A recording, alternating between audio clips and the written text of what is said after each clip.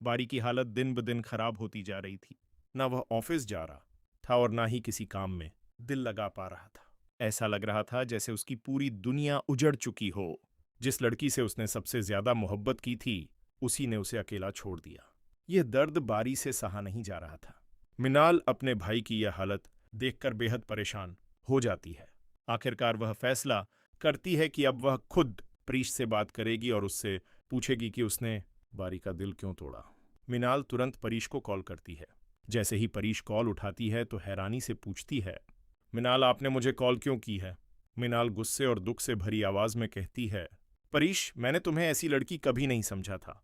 मुझे लगा था कि तुम मेरे भाई की जिंदगी में खुशियां लेकर आई हो। बचपन से मेरी माँ की वजह से बारी ने बहुत दुख सहे हैं और मुझे लगा था कि अब उसकी जिंदगी बदल जाएगी, लेकिन मैं गलत थी।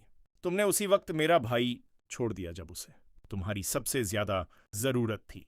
मिनाल आगे कहती है, अगर तुम्हें पहले से पता था कि तुम किसी और से शादी करने वाली हो, तुम इंगेज्ड हो, तो तुमने पहले ही बारी भाई को सब कुछ क्यों नहीं बताया?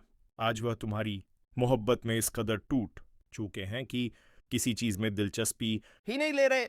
परीश नम आंखों के साथ जवाब देती है, मिनाल तुम मुझ पर गलत इल्जाम लगा रही हो। मैंने कभी भी बारी को झूठी उम्मीद नहीं दी। मैंने हमेशा उन्हें यही समझाया कि मैं उनसे शादी नहीं कर सकती। मुझे अच्छी तरह पता था कि तुम्हारे और मेरे स्टेटस में बहुत फर्क है। लेकिन मिनाल मानने को तैयार नहीं होती।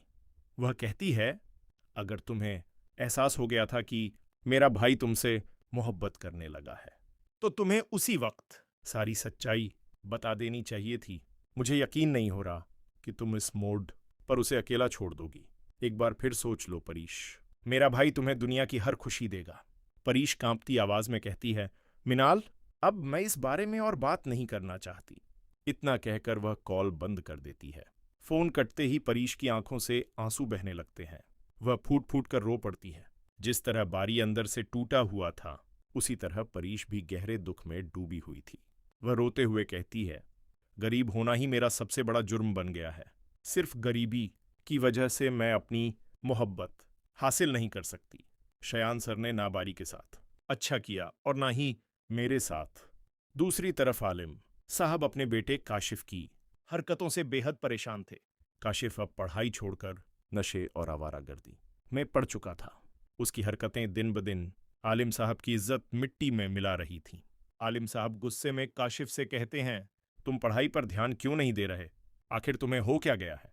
काशिफ लापरवाही से जवाब देता है, अब्बा हर वक्त आप सिर्फ पढ़ाई की बातें करते रहते हैं। मुझे पढ़ाई नहीं करनी। यह सुनकर घर का माहौल और ज्यादा खराब हो जाता है। रोमेसा गुस्से में कहती है, तुम्हें होश भी है? तुम क्या बोल रहे हो? पढ़ाई नहीं करोगे तो जिंदगी में करोगे क्या? लेकिन काशिफ बदतमीजी से जवाब देता है, मुझसे पढ़ाई नहीं होती। मैं कुछ भी कर लूंगा लेकिन अब पढ़ाई नहीं करूंगा। उधर परीश अभी भी अपने कमरे में बैठी रो रही होती है। उसके दिल में बार बार यही बात आ रही थी कि अगर वह अमीर होती तो शायद आज उसकी मोहब्बत अधूरी ना रहती। दूसरी तरफ बारी भी अपने कमरे में अकेला बैठा परीश की यादों में खोया हुआ था। उसे अब अपने पिता की बातों और फैसलों पर शक होने लगा था। बारी सोचने लगता है कि आखिर ऐसी कौन सी सच्चाई है जो उससे छुपाई जा रही है। क्या उसके पिता ने परीश को मजबूर किया था? क्या उसकी मोहब्बत सिर्फ स्टेटस और अमीरी की वजह से उससे छीन ली गई? अब सवाल यह है कि अगर बारी को अपने बाप की सारी हकीकत पता चल गई तो क्या वह उनका घर छोड़ देगा? और क्या परीश मिनाल को वह सच बता पाएगी जो अब तक उसने अपने दिल में छुपा रखा है?